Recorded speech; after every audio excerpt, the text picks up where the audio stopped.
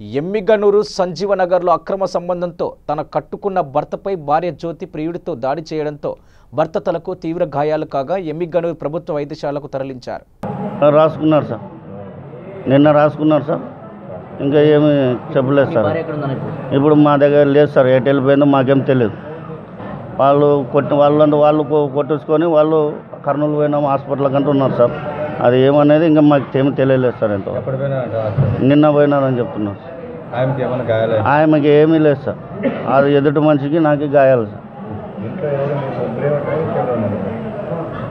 వాళ్ళిద్దరే ఉన్నారు సార్. ఫస్ట్లో నేను వచ్చిన తర్వాత నేను లాగేసిన వాళ్ళిద్దరిని చూసి లాగేసి అరిస్తే మా తమ్ముడు అనే పిల్లోడు వచ్చినాడు. గేర్ మొత్తం కుప్పయింది. గేర్ మొత్తం కుప్పయిన తర్వాత వాకిలు తెరిచినారు సార్. వాకిలు తెరిచి లోపల పోతేనే భార్య చంపేయని గొంతు పట్టుకుంది. ఆ గొంతు పట్టుకుంటే వాడు వెనక నుండి కట్ట తీసుకొని కొట్టినారు. మా తమ్ముడు కట్ట తీసుకొని వస్తే కూడా అన్ని బయటికి తీసుకెళ్ళిపోయారు సార్. ఇడిపినీకి వచ్చి బయటికి దప్పుకొని పోయారు. ఇంకా నన్ను కింద వేసి కొడితే నేను చచ్చిపోతాను కట్టతో కొడితే వానికి పక్కకు దబ్బి నేను ఒక ఎటు కొట్టినా సార్ కట్ట తీసుకొని.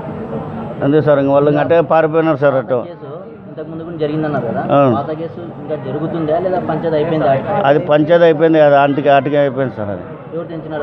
అది పోలీస్ స్టేషన్లో సార్, కోర్టు పోయింది సార్. పిల్లలు ఒక అబ్బాయి అమ్మాయి సార్. పాప 9th సార్, కొడుకు 7th సార్. బోయ జ్యోతి సార్, నా పేరు జయరాముడు సార్. నేను నా కూతురా ఆయమ్మ జ్యోతి. అప్పుడు జరిగిన వల్ల అప్పుడు అయిపోయింది. బాగా హ్యాపీగా ఉంటారు వాళ్ళు.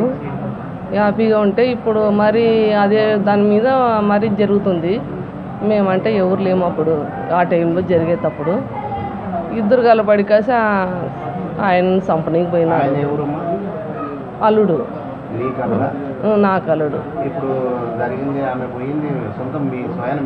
నా కూతురే. జ్యోతి.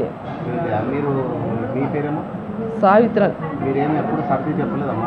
చెప్తూనే ఉండము బాగుండరు, బాగుండమని కాటికే ఏదోలే పెండ్లమ్మ కూడా బాగుండరు అని. అది మాకు తెలియక మరి ఇది ఇప్పుడు మరి జరిగింది. మాకు ఇప్పుడు న్యాయం చేయాలి.